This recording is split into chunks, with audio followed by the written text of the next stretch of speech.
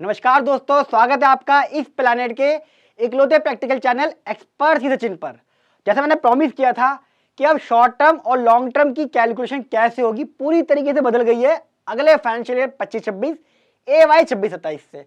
किस तरीके से रिबेट मिलेगी 12 लाख वालों को, बहुत ही इंपॉर्टेंट वीडियो है, आखिर से देखना क्योंकि मैंने इसमें कैलकुलेशन भी दिखाई है। आपको बता दूं, मैं बात कर रहा हूं इस समय शॉर्ट टर्म कैपिटल गेन और लॉन्ग टर्म जो शेयर मार्केट वालों का है, जिस पर आप एचटीपी करते हो, स्टॉक एक्सचेंज से सेल और परचेज करते हो। अगर आपका शॉर्ट टर्म कब मना आता है? जब आपकी परचेज वैल्यू है और सेल के बीच में 1 साल से कम का, यानी कि आपने खरीदा और 1 साल के अंदर बेच दिया, तो 15% तो पहले था, अब उस पर 20% हो गया है। मैं यहाँ पे 20% वाला केस लूंगा, ये केस नहीं ले रहा क्योंकि मैं बना रहा हूँ अगले साल की वीडियो। और लॉन्ग टर्म कब मना आता है आपका बेचना? जब आप 1 साल या उससे ऊपर शेयर रख के बेच देते हो। आईपीओ हो, आपका कुछ भी हो, डिलीवरी हो, कुछ भी हो, इसी के अंदर आएगा। अब क्या रेट हो गया है? 12.5 और 1.25 लाख रुपए, यानी कि 1,25,000 का बेनिफिट आपको मिलेगा। अब कैलकुलेशन पे आते हैं सीधा। सारी वीडियो शेयर मार्केट में बना रखी है मैंने, प्रैक्टिकली प्ले लिस्ट है, देखना आप उसको पूरे यूट्यूब चैनल पर ये वीडियो जाएगी, देख लेना। सारी इसको कॉपी करेंगे क्योंकि किसी को कैलकुलेशन समझ ही नहीं आ रही है। इंटरनेट पे, क्या नाम है, अखबार के अंदर मैं बहुत जगह देख रहा हूँ कैलकुलेशन सारी गलत भेज रहे हैं। सेक्शन 87 एक रिबेट पढ़ो, उसमें क्या लिखा हुआ है।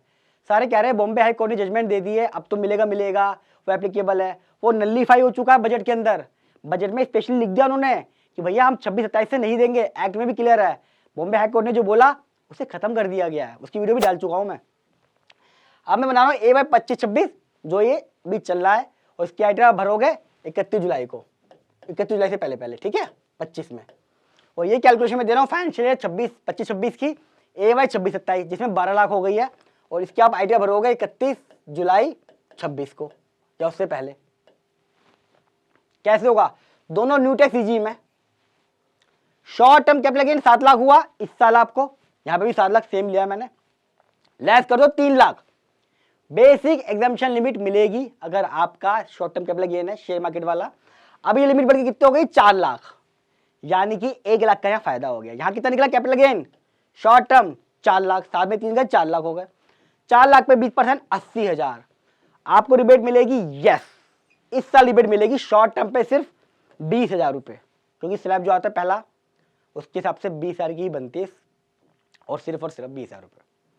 अब मैं ये इस बात पे बोल रहा हूं, इसका ये भी समझ लीजिए मेरा बेस क्या है, क्योंकि अभी आईटा के फॉर्म नहीं आए हैं।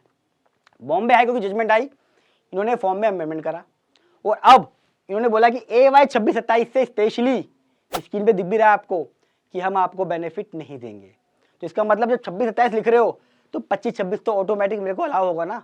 जब सरकार ने बोल दिया है कि 26-27 ही देंगे आपको हम AY से, तो इसका मतलब AY 25-26 मेरा बनता है। ये है। यहाँ पे आइए, अब 7 लाख में बेसिक एग्जाम्पशन लिमिट मेरी 4 लाख की हो गई है। अब स्लैब रेट 0 से 4 लाख का हो गया है, तो 4 लाख की बेसिक लिमिट मिलेगी, 7 में 4 गए 3 लाख। 3 लाख का 20% 60,000 रुपए, यानी कि यह आपको टैक्स पे करना पड़ेगा। तो देखा जाए दोनों केस में टैक्स रेट सेम है। यहाँ पे मुझे रिबेट मिल गई, यहाँ पे मुझे वैसे पे करना है। ये कैलकुलेशन बनेगी आपकी अगले साल की जो आने वाला है। अब एक केस लेते हैं लॉन्ग टर्म कैपिटल गेन जो 12.5 हो गया, इसमें 1.25 लाख माफ हो रहा है। ये रहा लॉन्ग टर्म, 7 लाख लिया मैंने सेम, लेस करना पड़ेगा आपको 4,25,000। कैसे लेस किया मैंने? अभी जो चल रही है बेसिक लिमिट 3 लाख तक माफ है, और 1.25 का वैसे ही माफ कर दिया लॉन्ग टर्म। तो मेरा कितना कैपिटल गेन वैसे ही माफ हो गया? 4,25,000। यहाँ पे एक बार बता दूं, मैं जो मैं वीडियो बना रहा हूँ मैं मान के चल रहा हूँ कि आपके पास सिर्फ इतनी ही इनकम है।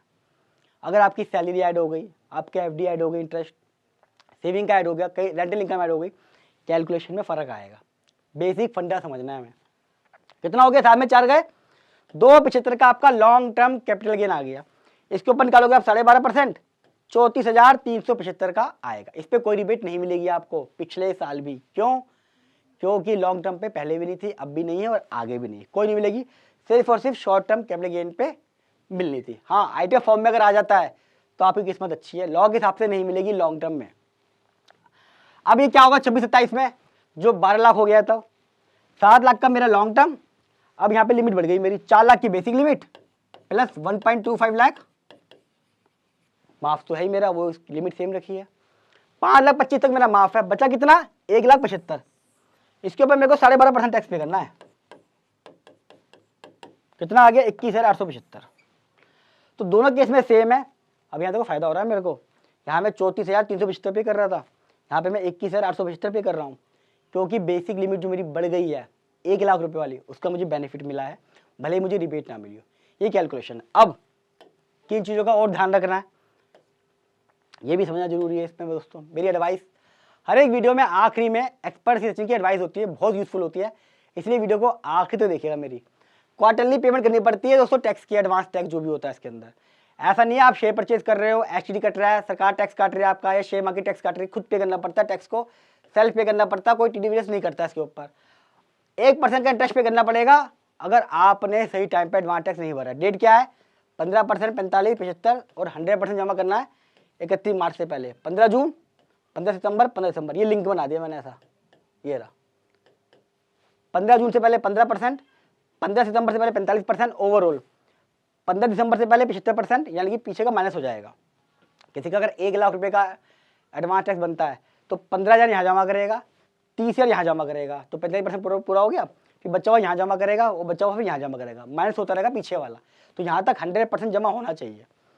आप इन्वेस्ट करके प्रॉपर्टी में 54F वीडियो बना चुका हूँ। जब आप शेयर बेचते हो, आपको लॉन्ग टर्म कैपिटल गेन हो रहा है इसके अंदर, तो आप जीरो टैक्स भी पे करोगे बचा के पूरा पूरा। ITR भरना जरूरी है दोस्तों। अगर आपकी इनकम ओल्ड टैक्स रिजीम के हिसाब से 2.5 लाख से ऊपर है और 3 लाख है न्यू टैक्स रिजीम के हिसाब से, अगले साल ये 4 लाख हो जाएगी, क्योंकि बेसिक एग्जेम्पशन लिमिट से ऊपर होती है तो ITR भरना मैंडेटरी। लॉस है तो भी लॉस कैरी फॉरवर्ड होगा, वरना अगर टाइम पे फाइल नहीं करी। अगर आपको IPO लॉट नहीं हुआ, आपने IPO लगाया, पैसा वापस आ गया, कोई टैक्स इसके ऊपर नहीं है ना। मेरी कैलकुलेशन बिल्कुल प्रैक्टिकल, और मैंने आपको एविडेंस के साथ, एक्ट के साथ, कैलकुलेशन के साथ समझाया है। वीडियो कैसी लगी कमेंट बॉक्स में बताइएगा। प्रैक्टिकल को तो लाइक कीजिएगा। और दोस्तों ऐसी वीडियो आपको किसी भी चैनल पे नहीं मिलेगी, यकीन मानिए। लोग मेरी वीडियो ही कॉपी करते हैं बाकी यूट्यूब चैनल पे भी। तो फर्स्ट टाइम आ रहे हैं, चैनल को सब्सक्राइब कर लें, क्योंकि ब्रह्मांड का इकलौता प्रैक्टिकल चैनल है एक्सपर्ट सचिन।